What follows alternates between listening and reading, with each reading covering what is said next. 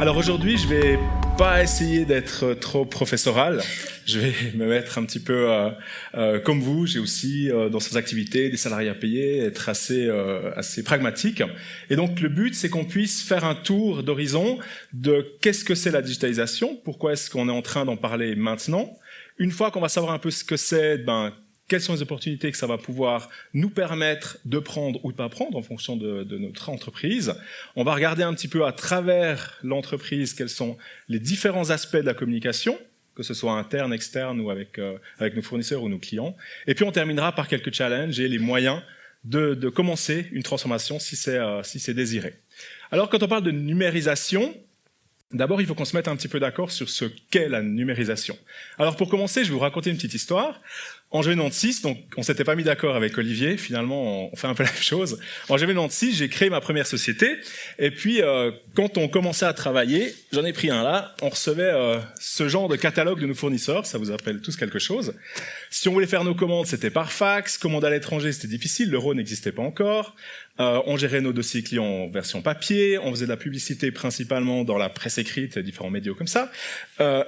Nos clients les atteignaient via la poste et nos ordinateurs, ils étaient un petit peu moins modernes. Et puis surtout, quand on est sur Internet, ça faisait ce bruit-là, ça vous rappelle souvent quelque chose. Et on avait assez rarement de mails dans notre mailbox. Si on saute maintenant à aujourd'hui, ça n'a pas beaucoup changé, la société existe toujours, on a toujours des clients, on a toujours des fournisseurs. Par contre, tout se passe via des sites internet, que ce soit des plateformes de catalogue, que ce soit du site B2B, que ce soit l'ERP pour gérer nos clients, que ce soit la publicité en ligne qu'on va utiliser. Notre smartphone, il est plus puissant que les premiers ordinateurs qu'on avait. Et puis, quand on va sur Internet, alors là, effectivement, du coup, ça fait pas de bruit, mais notre mailbox, en général, elle est beaucoup plus remplie. Et donc, si on a fait tout ça, est-ce qu'on sait numériser? Est-ce qu'on a numérisé de société? En fait, pas vraiment. Et on va tout de suite essayer de dissiper un petit malentendu. Ce qu'on a fait, c'est qu'on a informatisé. On a simplement changé le support de l'information. On est passé du papier au numérique, oui, mais on n'a pas digitalisé notre entreprise. Et c'est ça qui est important, et on va regarder ce que ça veut dire. Donc, première chose qu'on va retenir aujourd'hui, c'est que finalement, un business et de l'informatisation, ce n'est pas une transformation numérique. C'est une transformation technologique, mais ce n'est pas ce qu'on va entendre par transformation numérique. Alors, si on s'intéresse à la transformation numérique, qu'est-ce qu'on veut? En fait, on va regarder quels sont les changements, et c'est vraiment des changements qui vont être induits par l'utilisation de la technologie dans la société. Mais société en termes généraux, vous, nous, nos entreprises.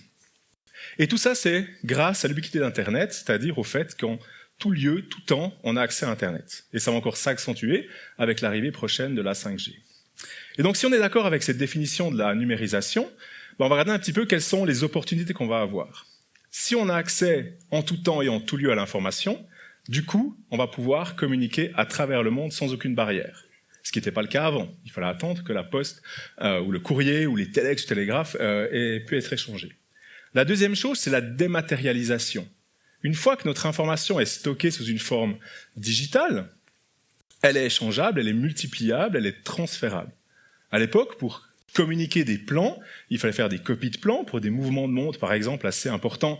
C'était un certain coût, ça prenait un certain temps et on n'était pas capable de les diffuser à l'entier de l'entreprise, par exemple. Maintenant, ça ne pose plus aucun problème. Si on est capable de dématérialiser nos contenus, on va aussi être capable beaucoup plus facilement de collaborer avec la conception par ordinateur, avec la 3D, etc. On est capable d'avoir des équipes qui sont dispersées et qui vont pouvoir travailler ensemble sur ces objets qui ont été au préalable dématérialisés. Ça nous permet des collaborations à travers l'ensemble de la planète, que ce soit avec nos équipes ou des équipes autres, ou les équipes de nos clients, bien évidemment. Et puis finalement, on va être capable d'optimiser ce qu'on est en train de faire. C'est-à-dire, grâce aux technologies numériques, on va être capable d'automatiser une grande partie de tâches qui sont répétitives. Comme on l'a fait par le passé avec l'industrialisation, avec les robots, maintenant on est capable de faire la même chose avec l'informatique pour automatiser beaucoup de tâches qui sont assez répétitives. Alors maintenant qu'on connaît ces opportunités, on va s'intéresser un petit peu à comment ça va se passer dans une entreprise. Alors je vais prendre une entreprise qui va offrir une proposition de valeur. Cette proposition de valeur, elle va l'offrir à certains clients. Pour communiquer avec ses clients, elle va être ses différents canaux. Et puis si tout se passe bien, on espère pour elle, ça va générer des revenus. De l'autre côté, pour être capable d'offrir cette proposition de valeur, il va falloir qu'on mette en place des activités et qu'on ait des ressources à disposition. Et éventuellement, on va faire appel à des partenaires pour nous aider dans cette démarche-là. Et tout ça, ensemble, ça va nous donner notre structure de coût. Alors pour ceux qui l'ont déjà vu, ça va vous rappeler le business model Canva. C'est un business model un Canva qu'on utilise pour représenter des business models d'entreprise en tout genre. Nous, on va l'utiliser aujourd'hui pour voir en fait quelles sont les interactions qu'on va voir entre ces différents blocs en termes de communication.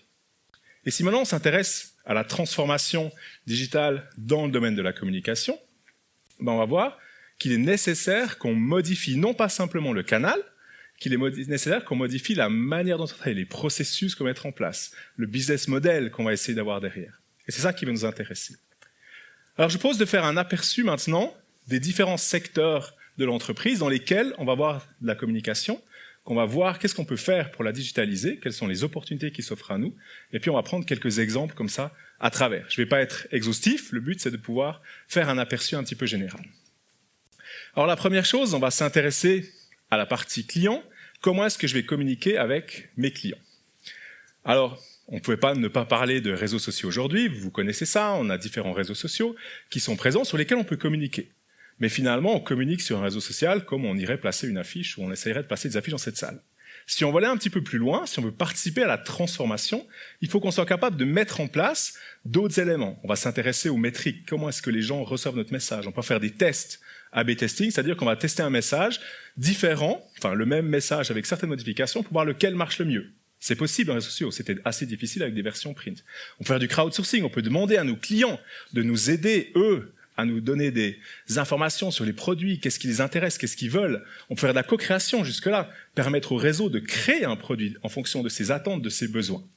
Si on va aller un petit peu plus loin, on arrive dans tout ce qui est l'analyse des sentiments.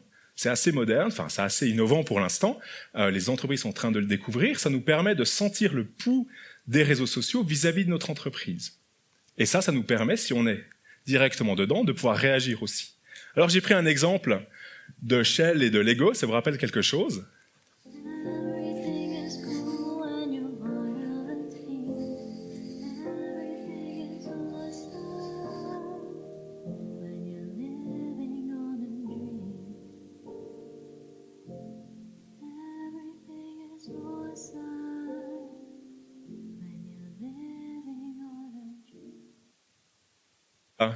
Un peu plus que 4 ans maintenant, Greenpeace avait fait une grande action, avec notamment la sortie du film Lego, contre la collaboration qu'ils avaient avec Shell, notamment dans les boîtes de Lego, vous retrouviez partout des stations-service Shell. Et après 8,5 millions de vues sur YouTube, Lego, au début ils ont dit non, c'est pas de problème, on continue comme ça. Et après l'impact que ça a eu sur les réseaux sociaux, ils ont annulé tous les contrats qu'ils avaient avec Shell. Donc très bonne image pour Lego, un peu moins bonne pour Shell à la fin. Donc c'est important que les entreprises, maintenant, elles soient conscientes de ça, elles soient capables de mettre en place des éléments pour s'y préparer. Si on va un petit peu près d'entreprise, on va s'intéresser à tout ce qui est CRM, c'est-à-dire comment est-ce qu'on va pouvoir gérer la relation de nos clients. On le fait déjà, on intègre nos clients dedans, et puis on peut faire de la personnalisation, de l'omnichannel, c'est-à-dire permettre à quelqu'un d'acheter quelque chose sur Internet, de le ramener dans un magasin. C'est assez innovant, essayer de le faire maintenant directement. Et puis on peut arriver avec tout ce qui est plutôt chatbot, qui est le successeur de ces canaux-là, qui vont nous permettre d'avoir des discussions et de modifier nos process et les produits qu'on va pouvoir offrir. Les plus connus pour l'instant, c'est Alexa. Et par exemple, on peut demander à Alexa, « Bonjour Alexa, quel est mon prochain rendez-vous ?» Cédric, tu n'as pas de rendez-vous, comme il fait actuellement 21 degrés, je te propose de regarder le Tour de Romandie. Je peux te guider jusqu'à la rue du 23 juin. Alors ça tombe bien, on a des mots. Alors merci Alexa, je sais comment y aller. Bon après-midi et n'oublie pas ta crème solaire. Et donc, on peut faire des discussions comme ça, bien évidemment, en plaçant nos produits de service. Mais il faut qu'on connaisse nos clients, on est bien d'accord. Si on se rapproche un petit peu plus du centre de l'entreprise, on a les ERP. Toutes les entreprises ont au centre de leur structure actuellement des ERP qui leur permettent de stocker les données de leurs clients. Par contre, si on va aller plus loin, il faut qu'on mette en place de l'analyse de la performance, d'analyse prédictive, quel va être mon chiffre d'affaires par client sur le prochain trimestre, par produit, par ligne de produit, etc. Et puis tout ce qui est lead management, bien évidemment, c'est pas possible de le mettre en œuvre si au préalable on n'a pas commencé avec un ERP. Si on va un petit peu plus loin, on est dans les post-modernes ERP, c'est-à-dire la nouvelle génération de ERP. On s'est aperçu en fait que les systèmes qu'on a maintenant, les intégrateurs et les éditeurs de logiciels, ne sont pas capables de nous offrir le meilleur dans tous les domaines. C'est pas possible. Même si on prend SAP, il y aura toujours des lacunes dans leur système. Et donc, l'idée maintenant, c'est de se dire, on va prendre un cœur ERP qui est très fort et on va l'interfacer avec tout un tas de solutions spécialisées. si on veut faire de l'intelligence artificielle, si on veut faire de la blockchain, si on veut faire de l'Internet des objets, etc., c'est vers quoi il faut se tourner. Et si ça vous intéresse, on a une étudiante dans le couloir qui fait un sondage qui vous permet d'évaluer votre niveau de maturité dans le domaine des postmodernes ERP.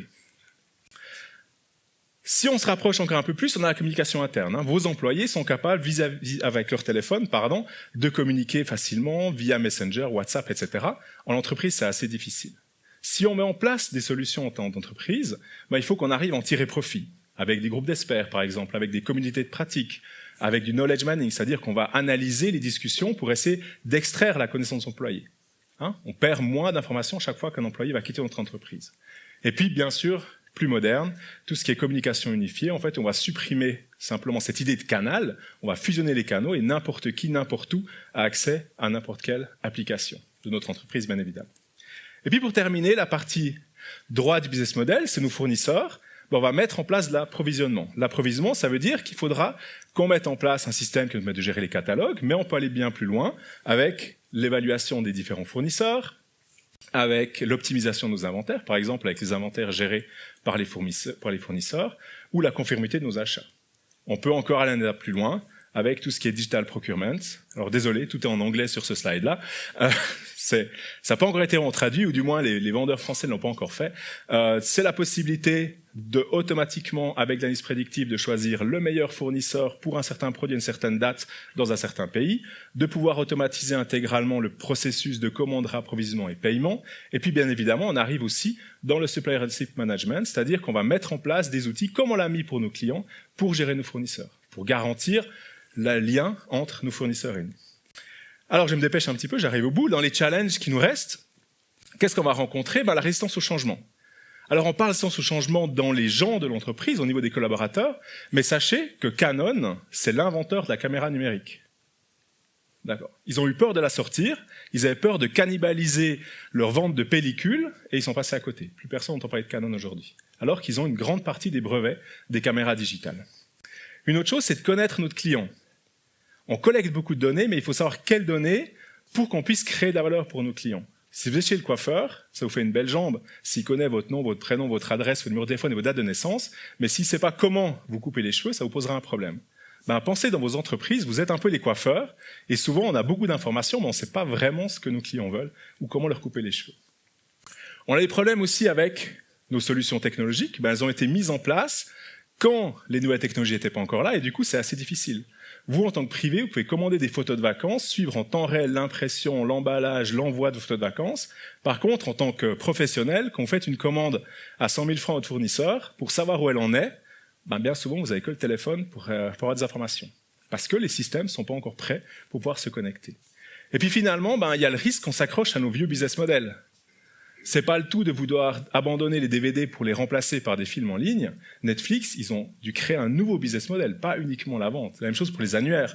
On n'est pas passé de l'annuaire papier au même business model sur l'Internet. On a dû se réinventer. Et donc ça, c'est important. On ne peut pas simplement transférer les différents éléments. Alors si maintenant, on veut commencer, qu'est-ce qu'il faudra qu'on fasse ? La première chose, et bien sûr la plus importante, c'est de se rendre compte que tout s'accélère. Il y a encore 75 ans, il a fallu 75 ans, pour que 50 millions de personnes utilisent le téléphone. Puis, il a fallu plus de 13 ans pour que 50 millions de personnes utilisent la télévision. Puis 4 pour Internet, puis une trentaine de jours pour un jeu, et avec le dernier Pokémon Go, on est arrivé à peu près dans la semaine. Et donc, tout s'accélère très vite. Et donc, il faut que notre entreprise, même si le train n'est pas encore tout à fait parti, mais il faut quand même maintenant qu'on se réveille, parce que ça va aller de plus en plus vite et ce sera de plus en plus difficile de se mettre en mouvement. Il faut aussi comprendre que ce n'est pas un problème d'informaticien. L'informatisation est un problème d'informaticien, mais maintenant c'est un problème de l'ensemble de l'entreprise. Et comme ça va toucher tous les domaines de l'entreprise, il faut que chacun, dans chaque secteur, soit conscient des nécessités de le faire, et il faut qu'on les forme pour. Et donc nous, en tant que chef d'entreprise, il faut qu'on forme nos collaborateurs pour qu'ils sachent exactement quel va être leur futur avenir et comment ils vont devoir travailler avec nous. Il faut qu'on puisse se concentrer sur certains éléments. On ne va pas pouvoir tout faire en même temps. Ou bien on va s'intéresser à l'expérience client. On va en discuter dans un mois au prochain Business Lunch. On peut s'intéresser au business model ou à nos processus. Mais l'ensemble, ce ne sera pas possible. Donc il faut maintenant qu'on se focalise, en fonction des priorités qu'on a, sur qu'est-ce qu'on veut améliorer. Nos clients, notre business model ou bien nos processus internes. Et puis quand on va le mettre en place, il faudra qu'on décide comment est-ce qu'on va commencer. Est-ce qu'on va essayer de développer d'abord une grande stratégie et essayer de la faire descendre dans toute l'entreprise? Ou au contraire, est-ce qu'on va identifier différentes petites initiatives qu'on va pouvoir ensemble agréger pour en faire notre stratégie? Et donc ça, c'est à vous, et on en discutera certainement après autour de la table ronde. Merci pour votre attention. Cédric, ta présentation a duré 14 minutes et 23 secondes. Le Tour de Romandie arrive dans un peu moins de 5 heures. Merci.